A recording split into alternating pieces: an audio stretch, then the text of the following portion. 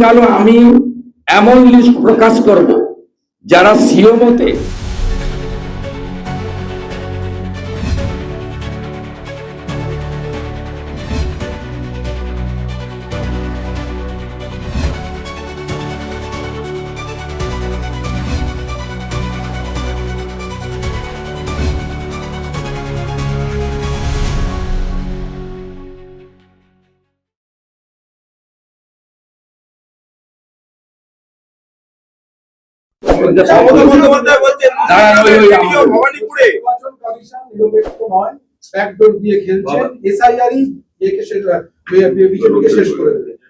আপনি নাকি নন্দীগ্রাম থেকে আলাদা উনি বিষয়গুলো নিয়ে সুপ্রিম কোর্টে গিয়েছিলেন। উনি সমস্ত সাংবাদিক কনস্টিটিউশনাল বডিকেই বিজেপির ভুল দেখছেন, অতএব এর উত্তর জনগণ দিয়ে দিবেন। উনি ঘুরিয়ে যে কথা একটু আগে শ্রমিকদা বলেছে, অবৈধ বাংলাদেশি মুসলিম অনুপ্রবেশকারীদের সাপোর্ট করছেন ডে 1 থেকে। 27 ফেব্রুয়ারি 2025 নেতাজি ইন্ডোর স্টেডিয়াম থেকে আজকের সভা পর্যন্ত এসআইআর এবং ইলেকশন কমিশন সবাইকে আক্রমণের মূল কারণ হচ্ছে বাংলাদেশি মুসলিম অনুপ্রবেশকারী যারা আমাদের জনবিন্যাস বদলে দিয়েছে, যারা ল্যান্ড জিহাদ, ধর্ম জিহাদ, লাভ জিহাদ করছে, তাদেরকে পশ্চিমবঙ্গে উনি রাখতে চান, এর বাইরে অন্য কিছু না। নন্দীগ্রামের ভিডিওকে ভবানীপুরে আনা হচ্ছে কারণ আপনার ঘনিষ্ঠ বলে নাম না করে আপনার আক্রমণ করেছে। 73 জন রিটার্নিং অফিসারকে সরিয়ে দিয়েছে, ডিজিকে করা হয়েছে। নন্দীগ্রামের ভিডিওকে ভবানীপুরে আনা হয়েছে। এই ধরনের কথাবার্তার উত্তর দেওয়া মুশকিল। প্রথম কথা হচ্ছে প্রত্যেকটা আরো বা ইত্যাদি যা চেঞ্জ হয়েছে ইলেকশন কমিশন করেছে, তাদের মধ্যে 80% 2011 সালের পর থেকে মুখ্যমন্ত্রীর নেতৃত্বে প্রশাসনে কাজ করেছেন। এমন আরো নামও আমি বলে দিতে পারি যারা মমতা বন্দ্যোপাধ্যায়ের বিভিন্ন মন্ত্রীদের পিএস হিসেবে কাজ করেছেন। এই ধরনের ক্রাইটেরিয়া কখনো ব্যুরোক্রেসিতে দেখা হয় না। মমতা ব্যানার্জির এত ভয় কেন? নিজের বাড়ি, নিজের জায়গা, যেখানে তিনি 40 বছর ধরে রাজনীতি করেন বলে গলা বাজিয়ে বলেন, উনি হারের আতঙ্ক থেকে এই ধরনের কথা বলছেন। তিনি কিছুদিন আগে বলেছেন একটা ভোট হলেও জিতব, কয়েকদিন আগে বলেছেন লক্ষ্য রাখতে হবে এখানে আলো যেন না নিভে যায়।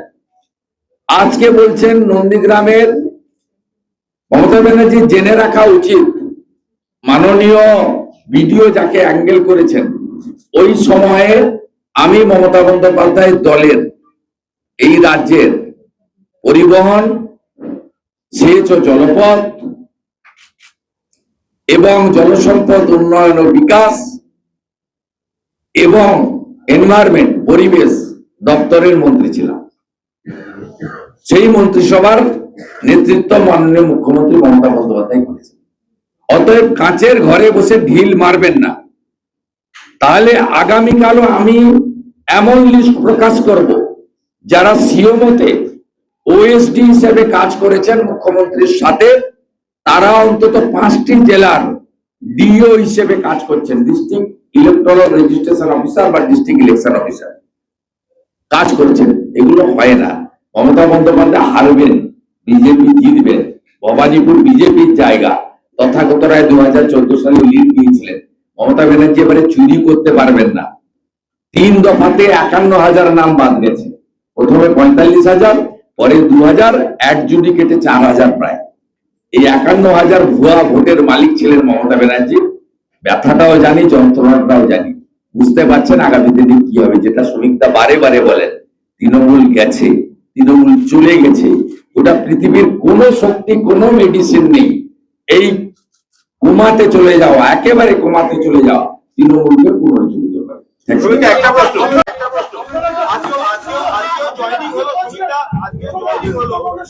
অন্য দল থেকে জয়েন করছে আপনার দলে, নিচে অন্যদিকে বিক্ষোভ করছে, তৃণমূল থেকে আসা ক্যান্ডিডেটকে প্রার্থী করা হয়েছে। ওরা চাইছে যে পুরনো বিজেপি কর্মী কেউ প্রার্থী হোক। তৃণমূল থেকে যে এতদিন অত্যাচার করেছে, এগুলো কোনো বিক্ষোভ নয়। আর যিনি এসেছেন তিনি তৃণমূল থেকে এসে বিজেপির প্রার্থী হননি। আর এত কথা ব্যথা এত সব শুনছেন, এই দৃশ্যটাই বলছে যে বিজেপি ক্ষমতায় আসছে, সবাই বিজেপির টিকিট। আরে এই ব্যথা, আর আমি তো ঢুকলাম আর ওরা জয় শ্রীরাম করছে। চলুন আমাদের সাংবাদিক বন্ধুগণ, পশ্চিমবঙ্গ প্রদেশ ভারতীয় জনতা পার্টির পক্ষ থেকে আমাদের ওয়ার্কিং প্লেসে আমরা সকলের পক্ষ থেকে রাজ্য সভাপতি এবং আমার পক্ষ থেকে শুভেচ্ছা জানাই। আপনারা জানেন যে ইতিমধ্যে আমাদের মিডিয়া বিভাগের পক্ষ থেকে আপনাদের জানানো হয়েছিল যে একটি গুরুত্বপূর্ণ জয়েনিং তথা সমর্থন কর্মসূচি এখানে আমরা অনুষ্ঠিত করব। প্রাথমিকভাবে আজকের জয়েনিং যারা করছেন আর সমর্থন যিনি ঘোষণা করছেন তার নাম এবং পরিচিতি আমি দিচ্ছি। তারপরে মাননীয় রাজ্য সভাপতি মহোদয় পতাকা ধরাবেন। আমি এবং সাধারণ সম্পাদিকা লকেট চট্টোপাধ্যায়, প্রধান মুখপত্র অ্যাডভোকেট দেবজিৎ সরকার, আমরা রাজ্য সভাপতির সাথে থাকব। তো আমরা সকলে মিলে তাদের আমাদের ভারতীয় জনতা পার্টির প্রতীক সম্বলিত উত্তরীয় পরিয়ে বিশ্বের সর্ববৃহৎ রাজনৈতিক দল ভারতীয় জনতা পার্টির পরিবারে সামিল করে নেব। তারপরে আপনাদের যদি এই সংক্রান্ত কোনো প্রশ্ন থাকে আপনারা রাজ্য সভাপতি মহোদয়কে করবেন, আর যারা যোগ দিলেন তাদেরকেও সংক্ষিপ্তভাবে আপনাদের একাধটা প্রশ্ন করতে পারেন। কিন্তু যেহেতু মাননীয় বংশীবদন বর্মনকে আবার বাগডোগরা ফিরে যেতে হবে উত্তরবঙ্গে, তাই আমরা অনেক প্রশ্ন হয়তো নিতে পারবো না। আমি প্রথমেই পরিচয় করিয়ে দিই। উত্তরবঙ্গে উন্নয়নের জন্য যিনি লড়াই করেছেন, বিশেষ করে কোচবিহার এবং সামগ্রিকভাবে আমাদের মালদা থেকে শুরু করে আলিপুরদুয়ার পর্যন্ত আমাদের রাজবংশী সমাজের জন্য, উত্তরবঙ্গের জন্য যিনি অনেক দমন পীড়ন সহ্য করে একাধিক বছর জেল খেটেছেন, খুব সংগ্রামী নেতা মাননীয় বংশীবদন বর্মন মহোদয়, তিনি তার যে সংগঠন রয়েছে কোচবিহার রিলেটেড সংগঠন হলেও উত্তরবঙ্গের প্রভাব রয়েছে সব জেলাগুলিতে। তিনি এতদিন তৃণমূল কংগ্রেসকে সমর্থন করে আসতেন 2016 সাল থেকে অদ্যাবধি লাস্ট লোকসভা নির্বাচন পর্যন্ত। তিনি ইতিমধ্যে মাননীয় শ্রমিক ভট্টাচার্য সভাপতি, মাননীয় ভূপেন্দ্র যাদবজি আমাদের নির্বাচন প্রভারী, সর্বোপরি আমাদের সর্বভারতীয় নেতা স্বরাষ্ট্রমন্ত্রী অমিত শাহজির সঙ্গে তার আলাপ আলোচনা হয়েছে। তার রাজবংশী সমাজ এবং উত্তরবঙ্গের উন্নয়নের জন্য বেশ কিছু প্রস্তাব রেখেছেন, যা ভারতীয় জনতা পার্টি আগামী দিনে সংকল্পপত্রে গুরুত্ব সহকারে সেগুলো বিবেচনা করবে। এই প্রতিশ্রুতি সর্বোচ্চ নেতৃত্ব স্তরে দিয়েছে। তার কোনো ব্যক্তিগত চাওয়া পাওয়া নেই, তিনি ভোটে লড়বেনও না। এখানে ভারতীয় জনতা পার্টির কাছ থেকে তিনি কিছু চানও নি। তিনি তার সমাজ এবং উত্তরবঙ্গের জন্য কিছু কথা বলেছেন, সেটা আমরা বিবেচনা গ্রহণ করেছি, যুক্তিসঙ্গত প্রস্তাব। দ্বিতীয়, এই সংগঠনেরই আমাদের অন্যতম নেতা এবং বংশীবদন বর্মন মহোদয়ের সংগঠনের অন্যতম বড় পদাধিকারী গিরিজা শঙ্কর রায় মহোদয়, রাজবংশী আন্দোলনের আরেক মুখ, তিনি আজকে ভারতীয় জনতা পার্টির পরিবারে যুক্ত হচ্ছেন অর্ঘ্য রায় প্রধান। দীর্ঘদিনের এমএলএ ছিলেন মেখলিগঞ্জে এবং নানাবিধ সাংগঠনিক কাজে তিনি তৃণমূল কংগ্রেসের সঙ্গে দীর্ঘদিন ছিলেন। ব্লক যুবর প্রেসিডেন্ট থেকে জেলা যুবর প্রেসিডেন্ট, জেলার মূল কমিটির সহসভাপতি থেকে সাধারণ সম্পাদক, রাজ্য কমিটির সদস্য, একাধিক পোস্ট রয়েছে। আপনারা জানেন, শুধু অর্ঘ্য রায় প্রধান নয়, তার পিতৃদেব প্রাক্তন সাংসদ অমর রায় প্রধান, তিনিও উত্তরবঙ্গে অত্যন্ত শ্রদ্ধেয় মানুষ। তার যোগদান, সহজ সরল জীবনযাপন, সততা নিষ্ঠা শ্রদ্ধার সঙ্গে সকলে এখনো সম্মান করে। তিনি আজকে আমাদের পরিবারে আসছেন। তিনি মেখলিগঞ্জে ভারতীয় জনতা পার্টির ঘোষিত প্রার্থী দধিরাম রায়ের পক্ষে কাজ করবেন, সমগ্র উত্তর কোচবিহারে কাজ করবেন। গতকাল উনার সঙ্গে মাননীয় রাজ্য সভাপতি শ্রমিক ভট্টাচার্যের নির্দেশে আমি কথা বলেছি দধিরাম রায়ের সঙ্গে। তিনি জলপাইগুড়ি জেলার সভাপতি আমাদের শ্যামল রায়, আমাদের সাধারণ সম্পাদক বাপি গোস্বামী, তারাও তাকে বিজেপি পরিবারে যুক্ত করার জন্য স্বাগত জানিয়েছেন। এবং তার সঙ্গে মেখলিগঞ্জ ব্লক তৃণমূল যুব কংগ্রেসের সভাপতি বাপ্পা মন্ডল ভাই এসেছেন অর্ঘর সঙ্গে, অর্ঘর সহযোগী ভাতৃপতি, তাকেও আমরা বিজেপি পরিবারে সামিল করছি। তাই আমি আর দেরি না করে মাননীয় রাজ্য সভাপতি, রাজ্যসভার সাংসদ মানে শ্রমিক ভট্টাচার্য মহোদয়কে অনুরোধ করব পতাকা ধরানোর জন্য, এবং আমরা পাশে থাকব।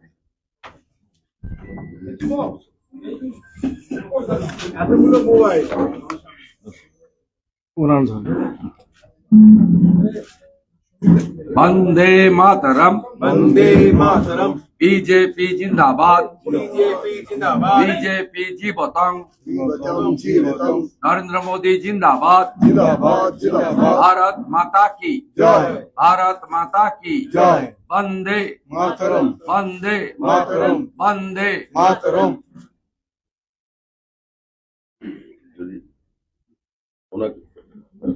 উনি প্রশ্ন উনি শুট উনি সমর্থন করছেন সরকারি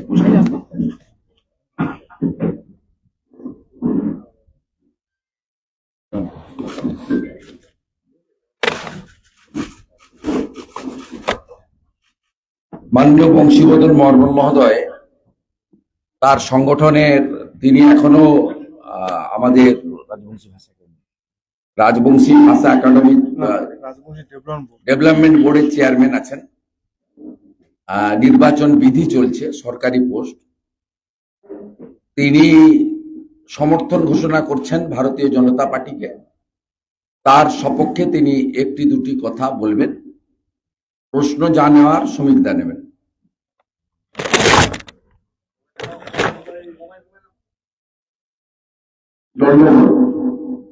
নমস্কার। আমার রাজবংশী ভাষাতে নমস্কারটা দণ্ডবোধ কয়, যেহেতু আমি রাজবংশী মানছি, রাজবংশীতে কই, প্রয়োজন বাংলাও কই। বেশি কিছু খবর না, বেশি কিছু বলবো না। আমার মূল উদ্দেশ্যটা হলো, আমাদের রাজবংশী কমিউনিটির সেপারেট ল্যাঙ্গুয়েজ আছে বা ভাষা আছে, কৃষ্টি সংস্কৃতি আছে, যেগুলো এতদিন সম্পূর্ণভাবে বিকাশ করার সুযোগ আসেনি। আমার একটাই কথা, কেন্দ্রের মানে নেতৃত্বের সঙ্গে যারা ভারতবর্ষকে দেখাশোনা করেন বা বিভিন্ন জনগোষ্ঠীর কৃষ্টি সংস্কৃতি ভাষা রক্ষণাবেক্ষণের সচেষ্টতা করতেছেন, সেই দিল্লির নেতৃত্বের সঙ্গে আমার কথা হয়েছে। আমাদের যে মূল ভাষা রাজবংশী ভাষা, এই ভাষাটাকে 8 শিডিউলে ইনক্লুড করবেন বা 8ম তফসিলে অন্তর্ভুক্ত করবেন বলে কথা দিয়েছেন। এবং আমাদের সাংবিধানিক কিছু সেপারেট রাইট বা অধিকার আছে, সেগুলো দেখবেন বলে কথা বলছেন। যেমন আমাদের অ্যাজ পার মার্জার এগ্রিমেন্ট একটা নারায়ণী ব্যাটালিয়ন বলে কথা আছে, সেগুলো দেখবেন।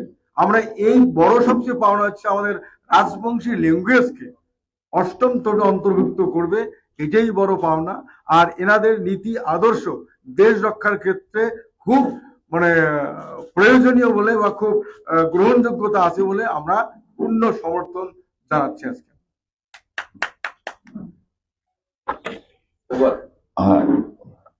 অর্ঘ যদি 1 মিনিট বলতে চান।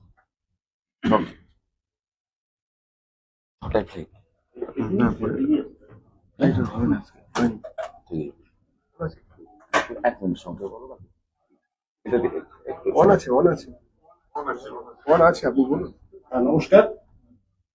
আজকে না এটাই বলবেন, একটু সংক্ষেপে।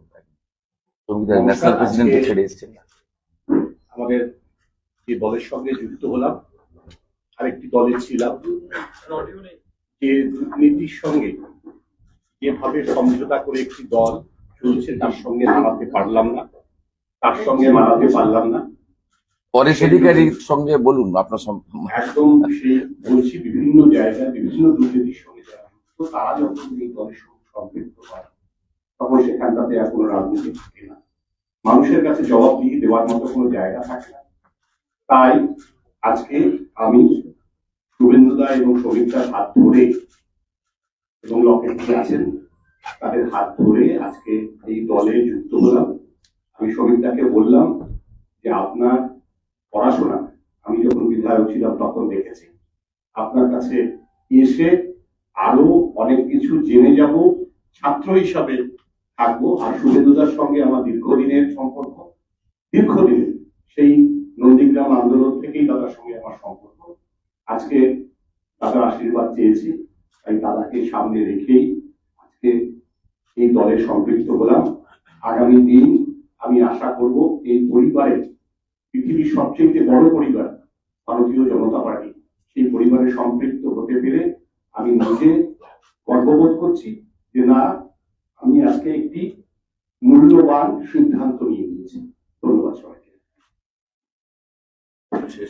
মমতা বন্দ্যোপাধ্যায় আমি শ্রমিকদা প্রশ্ন নেবেন, তার আগে বলি মাননীয় মমতা বন্দ্যোপাধ্যায় যিনি কিছুদিনের মধ্যে প্রাক্তন মুখ্যমন্ত্রী হবেন, সম্ভবত উত্তরবঙ্গে আছে। আমি শ্রমিকদা এবং পশ্চিমবঙ্গ বিজেপি পরিবার ওনাকে আজকে এই উপহারটা দিলাম উত্তরবঙ্গ। শ্রমিকদা মমতা বন্দ্যোপাধ্যায় বলছেন সব দলকে বলছি একটা রাজনৈতিক দলের শাসনের বিরুদ্ধে আন্দোলনে নামুন, কে বাম কে ডান সেটা বলে যান, আমার পক্ষে থাকতে হবে না, এই ব্যবস্থার বিরুদ্ধে লড়াইতে নামুন। এই মুহূর্তে পশ্চিমবঙ্গে যে পরিস্থিতি তৈরি হয়েছে সেটা হচ্ছে মমতা বনাম জনতা। তৃণমূল কংগ্রেসের লড়াই মামাটি মানুষের বিরুদ্ধে, আর মানুষের লড়াই তৃণমূল কংগ্রেসের বিরুদ্ধে। মুখ্যমন্ত্রী দেবতাদের দরজায় দরজায় ঘুরেছেন, কিন্তু গণদেবতার সিদ্ধান্ত নিয়ে ফেলেছেন যে 2026-এর নির্বাচন তৃণমূলের বিষয়। তৃণমূল চলে গেছে, এখানে যে সরকার রয়েছে সেটা জীবন্ত জীবাশ্ম। আর শেষ কয়েকটা দিন কিছু তীর্যক বাক্যবান, কিছু অসাধু আক্রমণ বিজেপির উপরে চলবে। সাংবিধানিক ব্যবস্থা, সাংবিধানিক পরিকাঠামো, যুক্তরাষ্ট্রীয় ব্যবস্থা, সাংবিধানিক সংস্থা, এমনকি দেশের রাষ্ট্রপতির উপরও আক্রমণ চলবে যতক্ষণ তৃণমূল কংগ্রেস ক্ষমতায় আছে, থাকবে। কিন্তু পশ্চিমবঙ্গের মানুষ এই অভিশাপ থেকে মুক্তি পেতে চায় এবং তারা পাবে। মুখে না বললেও কি সমর্থন চাই না, কিন্তু বামেদের বা বাকি দলগুলির সমর্থন চাইছেন? এই কথা বলে তৃণমূল কংগ্রেসের কোন বক্তব্যের কোন প্রতিষ্ঠা এই মুহূর্তে পশ্চিমবঙ্গের মানুষের কাছে নেই। তৃণমূল গৃহীত, পরীক্ষিত এবং পরিত্যক্ত। তৃণমূল মানুষের বিশ্বাসের সঙ্গে প্রতারণা করেছে। তৃণমূল মেধাকে প্রতারিত করেছে। তৃণমূল জমির পাট্টা গরিব কৃষকদের থেকে কেড়েছে। তৃণমূলের কারণে আলু চাষি আত্মহত্যা করেছে।